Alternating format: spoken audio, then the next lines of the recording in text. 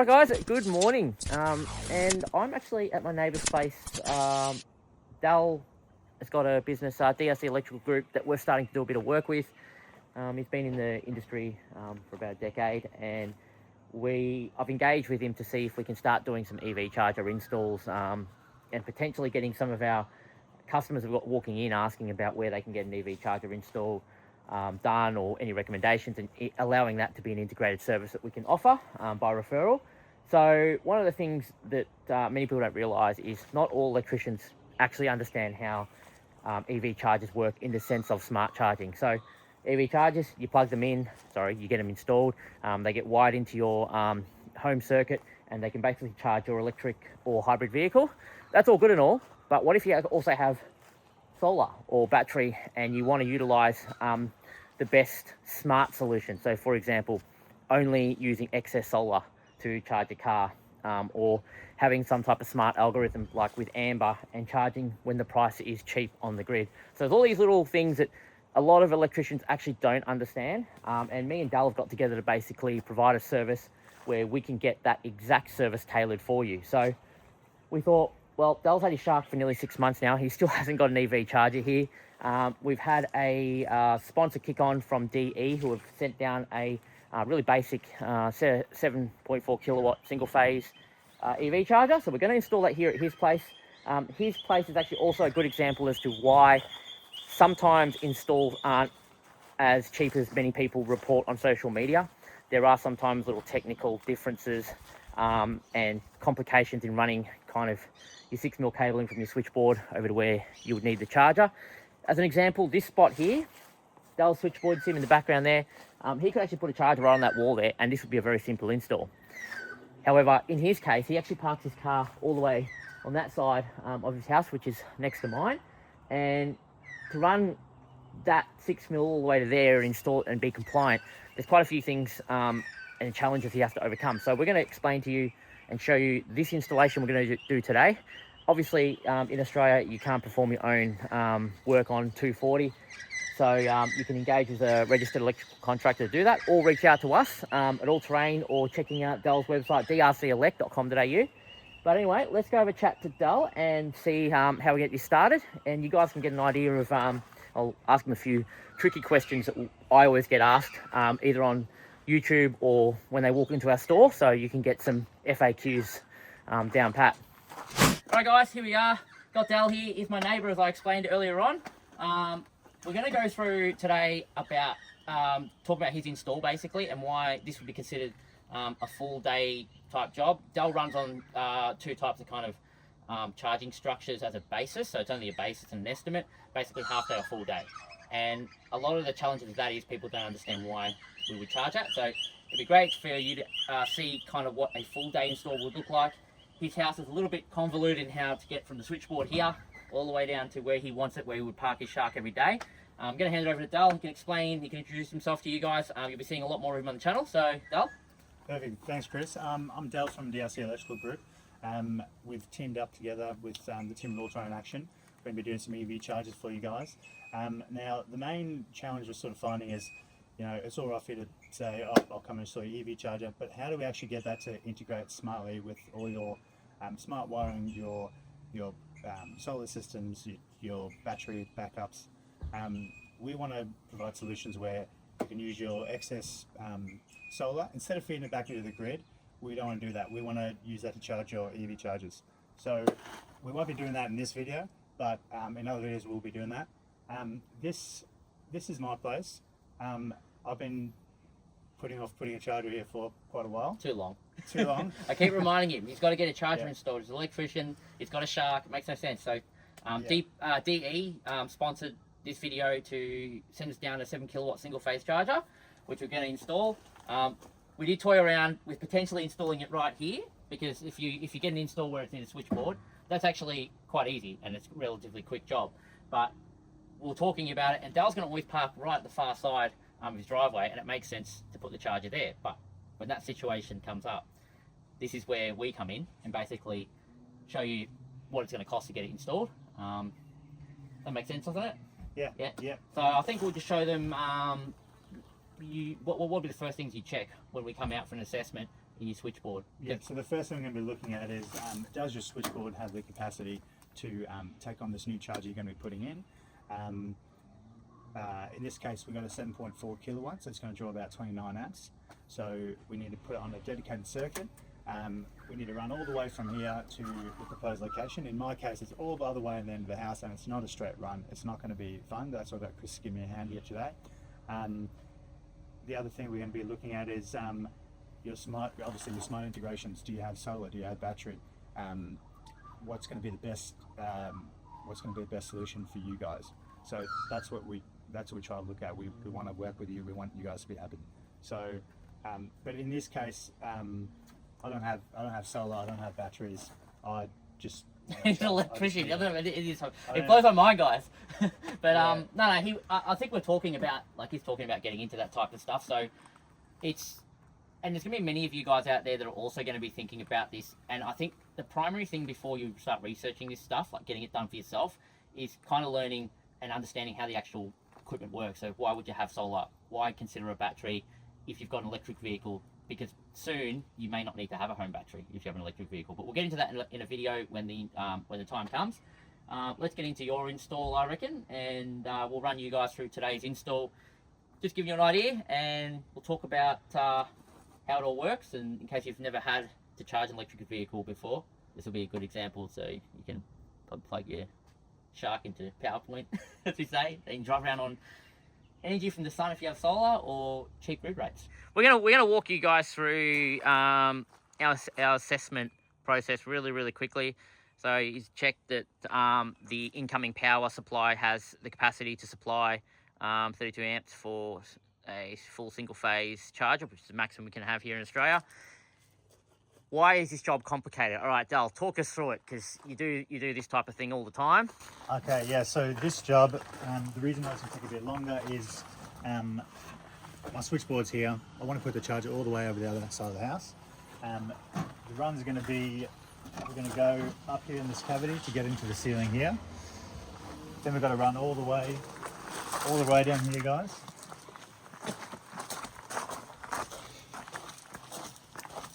We're going to turn the corner here, go into that roof space there. These are separate roof spaces as well, so because they've got a lofted ceiling. So once we get here, we have to we're going to have to get it to here. So these are the conduits I put in when the guys were doing the exposed zag. These go to the other side here. We take a few of these panels off, they'll be sitting over there. So in relation to, so we're coming out down there, that already goes under here to here, and then we're going to run it back behind here. Yes. And up to there, and just above the dog window is where you're putting it, did you say? Is that right? Either above it or to the left of it. Oh. Yeah, it's somewhere there though. Somewhere there. Yeah, so in conjunction where we are, guys, so the corner of the other side of the house is where the switchboard is. His roof area isn't, you can't actually run into, I don't know how he's going to do that actually, because you can see here how cavity in the roof area where his switchboard is. It's different, and there's no cavity here, is there? Right here? It's a completely different roof space. So we're going to have a look to see how we can pick that up. He obviously had some thought that he was going to do something like this, otherwise he wouldn't have run that a couple of years back when he got this stuff put in. But it'd be interesting to see how we actually can get into this roof space. And this is actually, why this was a good example is because this would be one of the worst things. Like if we came to a site and we're doing an assessment and we saw this, it just brings so many questions into our mind. And this is why we have to sometimes say, we're not going to get out of here in kind of less than half a day. But we're going to get into this now. So guys, give you an idea, the reason why sometimes some jobs might have 2 people on, you might think, oh, why do we need 2 people on for a job like this? If you can't have person A earlier on downstairs fitting the cable up, sometimes the cable's going to get caught down there. The single person will have to go down the ladder all the way around, check it, then come all the way back and try and pull again. Even situations like this where we're feeding it through two points, one can feed in and the other can pull through. There's just so much less traveling.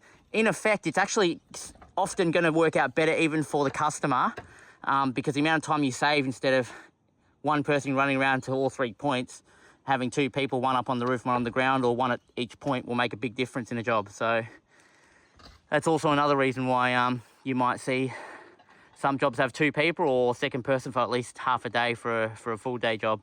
All right, guys, so the progress point we're at is we're right above the section where we've got to get it down the wall to the exterior wall, where the outside portion starts first.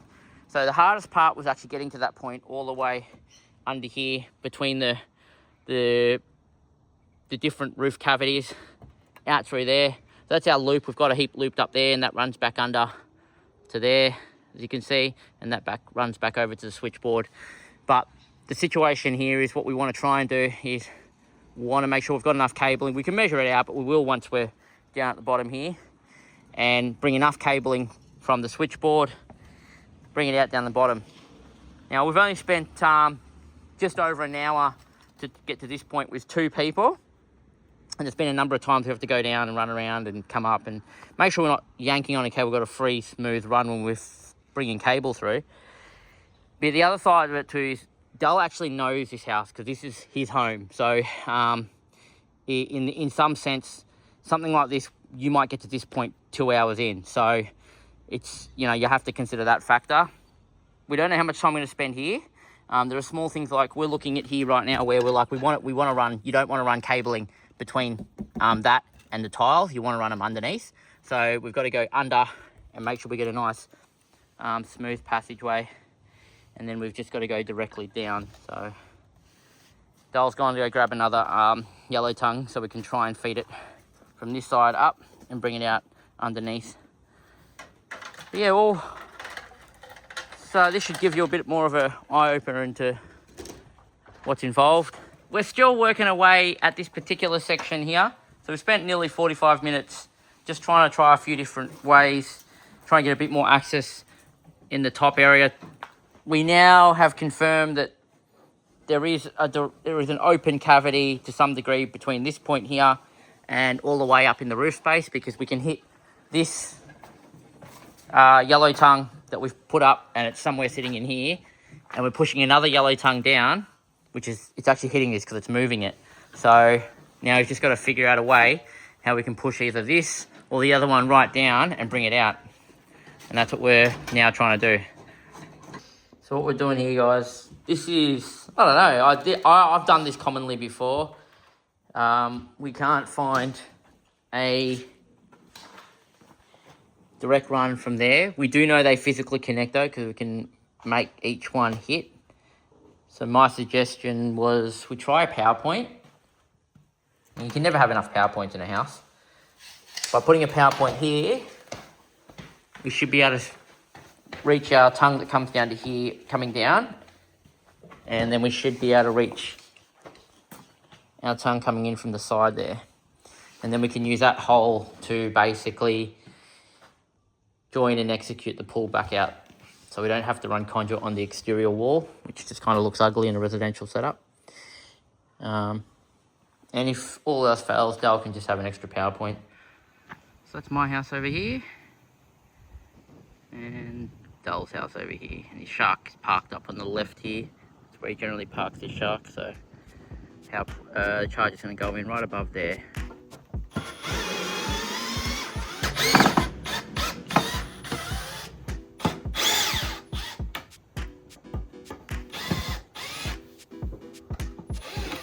I hate those ones. Yeah, that's strict, that one.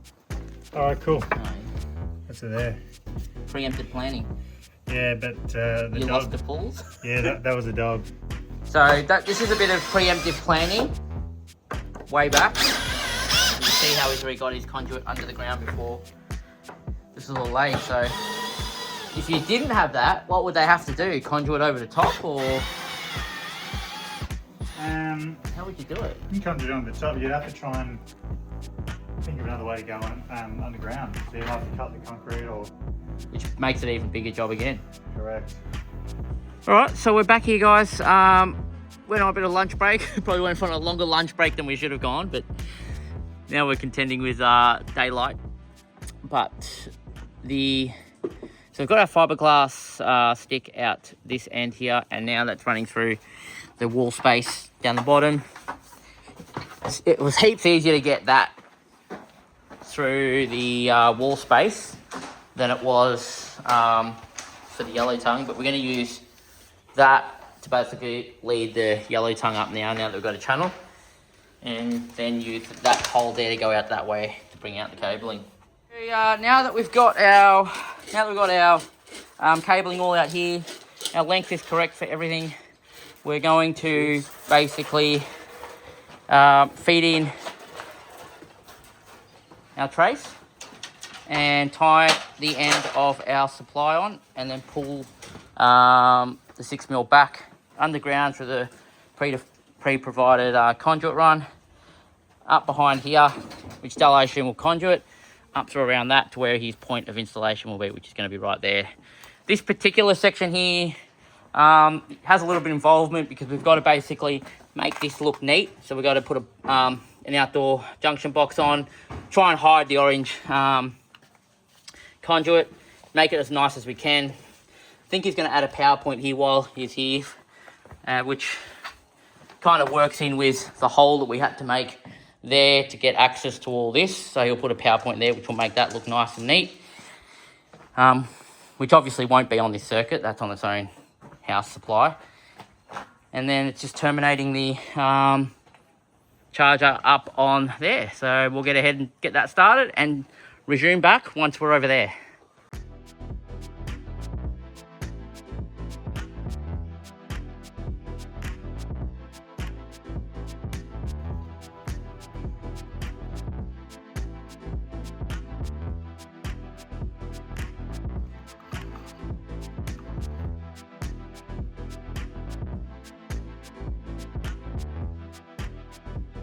Alright guys, so the DE 7 kilowatt single phase chargers switched on and running. Looks like by default it is pre-configured at 10 amps, so we need to raise this to 32 amps to get the full charging capacity. So right now we're just following the instructions, downloading the app so we can pre-configure it.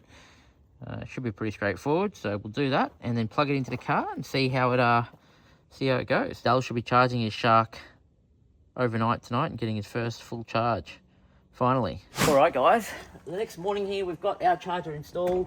You would have seen we had a bit of a late night last night. We took a bit of a break in the afternoon when we got a little bit challenged with a couple of runs here, but we obviously overcome it pretty easily. And you probably noticed in the video, we actually went from a smaller to a bigger isolator just because we needed some space, but otherwise, electricians, they run off whatever they have when they're doing their own job rather than having everything prepared. So there was a few small things that just kind of delayed us. I also kind of put this idea into Dal's head by surprise at the last minute. We needed to get this video done. But he ran it for the night. He got a full charge the next morning. I think he averaged 6.9 kilowatts an hour charging, which is normal. A few things to take away from this. Why you might want to get a level 2 charger. BYD Shark 6 would take around about just over 3 hours from 25% to charge to 100%. Your home granny charger, so the one that comes with your car, is only really kind of 8 amps and will do a full charge from 25% to 100% in a Shark in around about 13 hours. So 3 hours for 13 hours, 10-hour difference. It kind of gives you an idea of why you might want to go to a level 2 charger. So if you're looking for any solutions for your home EV charger or even anything electrical wise, Dal's your guy. He works with us.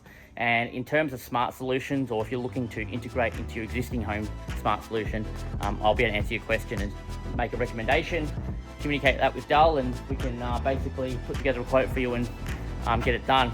In relation to any Starlink or off-grid or off-road equipment for your electric vehicle, all-terrain action, you know where to find us, allterrain.com.au. See you guys in the next video.